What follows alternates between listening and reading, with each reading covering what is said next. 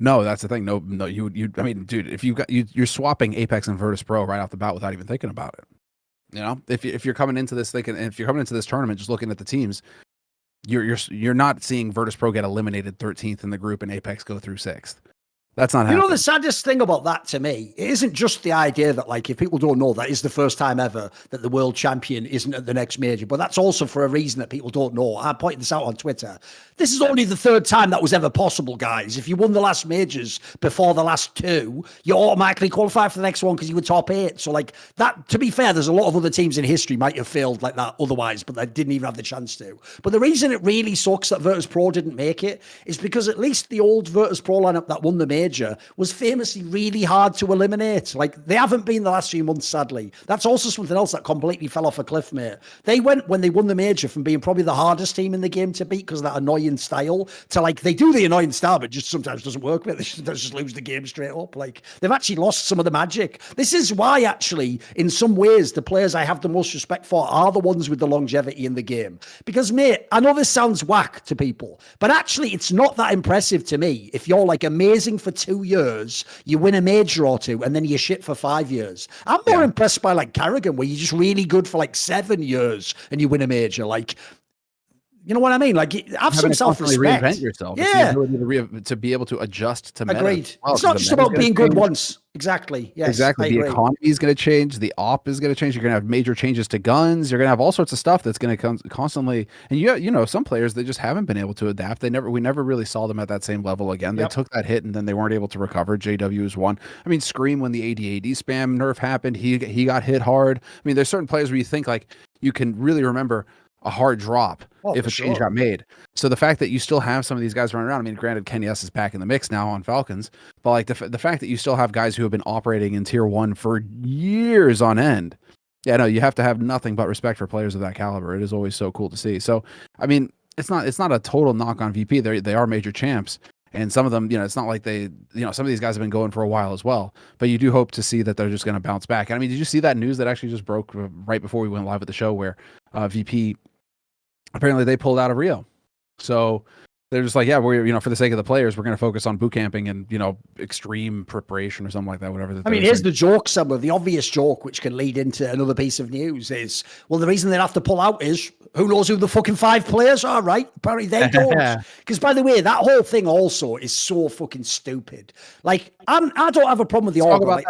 Like, I don't care about the whole thing of, like, were they owned by Russians or not. Like, as far as I know, they were at least officially were sold to an Armenian company. So it's not about that anymore. But this whole story where, if people don't know, when they won the major, one of the first things all the real analysts like me said was, like, first of all, how the fuck has Norbert won a major? And then 2, why was he even there? Like, I'm sorry, even though he won the world championship, I don't even really remember him doing that much in the matches, you know, like, he sort of was a bit invisible. So to me, he was always the obvious person you replaced. And actually, when they made that replacement announcement, dude, I was really hyped, because if you saw the initial tournament they played with, the Chiron guy hit the ground running, and suddenly you were like, holy shit, the actual firepower of this team's crazy. Like, look at them. They have the original 3 of James, Flit, and Fame, and then now they're going to have the Chiron guy instead of, like, in theory, empty seat Norbert. That sounded on paper amazing, but unfortunately, something about it, the team's just collapsed in on itself. And this whole story where people don't know, at the RMR, when they lost the first 2 games, so they know they're down 0-2 and they have to do a reverse sweep, instead of just saying, Semmler, the obvious truth, which is, look, for whatever reason, you don't have to say the reason, you can just say it's not working out with Chiron, and we've decided to fly Norbert in because we're going to try and save the qualification. Like, by the way, I'll give people an even example of something like this in history. Famously, the reason Carrigan got kicked from FaZe was at that Faceit major. They went 0-2, and Nico basically said, right, I'm IGLing from now on. And then from then on, that was part of the transition that eventually got Carrigan kicked a few months later. Like, it's not like it's never happened before, and I don't even blame the team. Yeah, you're in deep shit. You're down 0-2 as world champs. The problem they had was the way they presented it, Semmler. Like, they obviously lied. The reason it's obvious they lied is they claimed that the Chiron guy didn't have a visa, but didn't have a visa until the end of the event. And they tried to make it sound, even though this beggars belief, that, like, this was already planned. And I can't tell if they were trying to imply they just thought they'd 3-0, so it wouldn't matter. But the implication was like, yeah, we always would have had to, like, leave him. Now, one, that doesn't make any sense. Like, as far as I know, I believe the Chiron guy even has some, like, roots in Germany, which, I mean, he can just, like, live in the Schengen area, probably for his passport. Exactly. So I don't think he'd need a visa anyway to Copenhagen. Oh, you're in Schengen. You're good. But even if he did,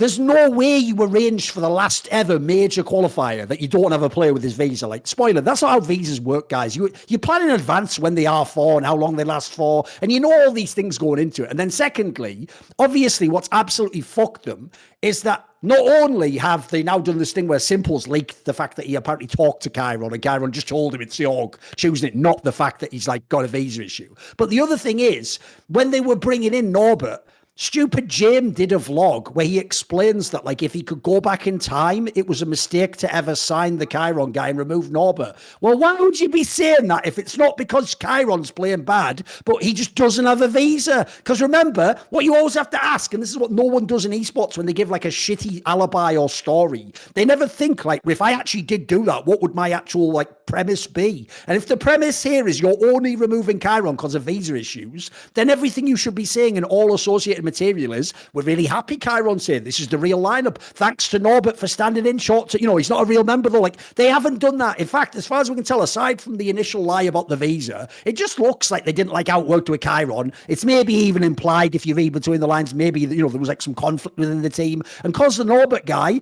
actually, it sounds like this was his positive, because he maybe didn't have any issues in the team. He's just a guy who just sat there and did his job. They want him back because a classic move, you'll know it from esports pros from time immemorial. It's why they always make those last dance lineups. They always, in their brain, Semmler, think back. There's actually a famous, like that Toynbee guy had this concept about civilizations, that when you get into trouble, what you do is you think back to the last time things were really good and you try and recreate that. You have like a renaissance, or you bring back some archaic concept. That's what teams do all the time, mate. It's why what they do is the second they get in trouble, they do, like, Shocks brings in Smiths, and then fucking Fallen brings in some old Brazilian, they all do the same shit, mate. They just bring back an old player from when it worked well. So to me, I actually think this is a pretty open shut case. I think virtus.pro was just in trouble. They've had a bad few months. They thought, let's just make the lineup that won the major. Essentially, let's give the team that won the last major the chance to qualify for this one. I don't hate that. I just think the way that they handled it was so silly. And the fact that this has spawned into some big drama now, it's just so unnecessary, isn't it? It's so stupid.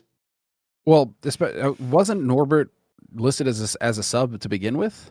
I mean, I assume you would anyway, because you can just list a sixth person, can't you? So why wouldn't you at that point in time, if you know what I mean? So, I mean, if we're going to have subs, if we're going to operate in a space where we can have 6-man rosters, and I mean, usually how it goes is that, you have your 5-man. But I mean, if you have 6-man rosters, what's the deal with swapping it out? Like, I don't. It's just the dishonesty is the problem, isn't it? That is it. It's really just the dishonesty. I mean, it feels unprofessional. How this was handled, right? You would think that they would be very consistent with how they're communicating, but you've got the org saying one thing, you got players saying another thing, you got Simple leaking shit on the other side of things. It's all over the place, and that's what leads to the blowback. That's what leads to that's what leads to the criticism from everybody. Also, the other one that was really weird is not allowing people to ask questions on broadcast. Like that's the crazy thing. Because you saw that where a few of the guys were, you have people asking, it's like, how are you not asking the players about this player, this roster change? And then apparently word came down that virtus.pro specifically said, do not ask about the roster change. Think about what that implies, though, dude. Talent complied. No, but think about what that implies as well. No, that doesn't surprise me at all. The idea Talent and TOs don't have any backbone, Semmler. Like, I think you're fully aware of that, mate. You were there for like 10 years. They're all fucking cowards and pussies. Yeah, I know. Like, the spoiler is, like, the same people who you all think as fans are really brave on Twitter, they don't give any of their green room opinions. Their opinions are sick in the green room. They just give you some garbage. Like, I guess Vitality did deserve to win the third map. Like, in the green room, they're like, fire this guy, fire that guy. They're all trash. Like, so you never get that. But no, the bigger issue for me is the fact that, like, again, if you're virtus.pro, think through the alibi, you moron. Your story is that he just has visa problems. So you know what happens when someone asks about Chiron? You just go, his visa ran out. Problem solved. Visa problems. Here's the problem. What you've given away there, virtus.pro, is that you think of your players as idiot cattle that you can't trust to keep up the facade that it's the visa. And so you're scared someone will ask like Jim, and he might actually tell us the truth. He might actually fuck up and go, well, it wasn't really working out with Chiron. His role was a bit, oh shit, I meant the visa. Like, that's why you've tried to veto asking questions. Yeah. And no, the idea that Talent wouldn't do it, sadly, that's just the world we live in it? Like, if people don't know, I'll just give you a quick example now. Let's be real. There's a world I might never work another LAN in CSGO again. I'll tell you one moment right now that if you you can remember, you will miss this part of my game completely. Does anyone remember the blast right before we went online? Well, we had that blast in early 2020 where there was that group where Na'Vi was like, no one knew where they were at in the team, and they beat Astralis, the Prime Astralis, and then they beat Vitality as well. And I did that interview with Simple where I just say to Simple at the beginning of the interview, I just go, come on, man. Everyone's saying Zero's the best because he just won the fucking Player of the Year. Like, you don't think he's better than you? And he just straight up says, no, of course I don't. You will never see that fucking interview. Like, here's the irony of all ironies. Do you know the only person in CSGO who would actually do an interview like that? It's Frankie, and you all fucking hate her for exactly that. Meanwhile, by the way, that's exactly what you want someone to ask Simple in that scenario. But the sad thing is, talent's the other way, mate. They're more like, got to make the player comfortable all the time. They act like they're his bloody agent or his PR agent. Like, you're supposed to be there to try and provoke this guy, like actually get to the bottom of something, find out what he thinks of something, get a cool answer. It's why that's the one area. This is the irony. The one area I have no problem with Frankie is that style of interview. And I actually think it's really good. Like, if you ever see when she goes and does it on LEC, they all cry about that, by the way. Like, oh, she's being mean. No, what she does is she actually makes you answer the question. So, for example, in the LEC, she went and she asked this guy who's like a legendary player, Yankos, the jungler, but he now plays for like a bad team, basically, and he's way better than his teammates. So she was just essentially asking, like, how do you sort of defend your teammates? Like, aren't they bad? And everyone's all uncomfortable. It's like, that's what you want to be him to ask.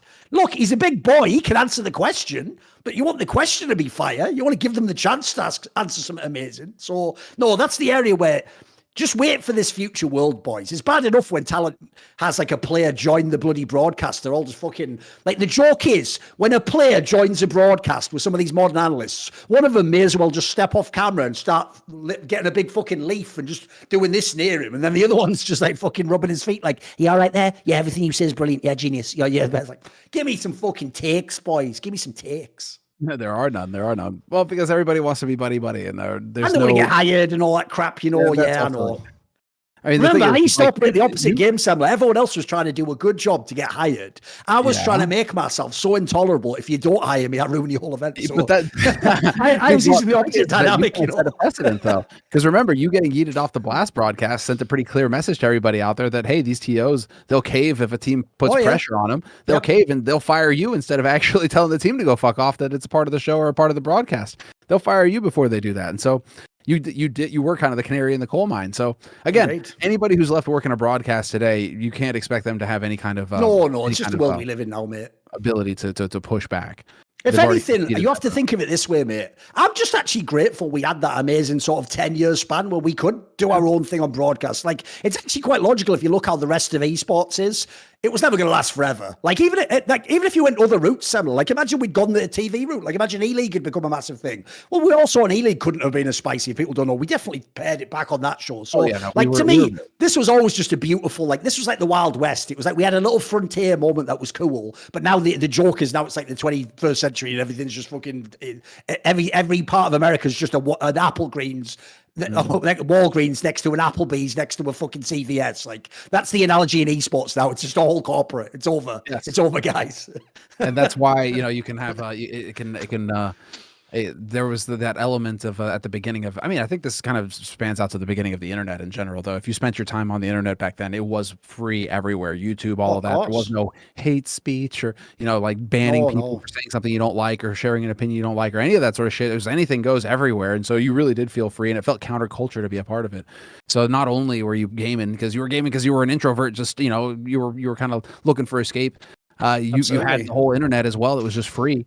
And slowly but surely, just like how it worked in esports, slowly but surely, the big money comes in, and with the big money, then you get all the grifters that come in that have to establish the rules and have to make things safe and have to make things safe for investors and safe for sponsors and safe for all, and then it just becomes mainstream, and it's not at all what it was to begin with. And the thing is that for people who arrive now, they'll never know.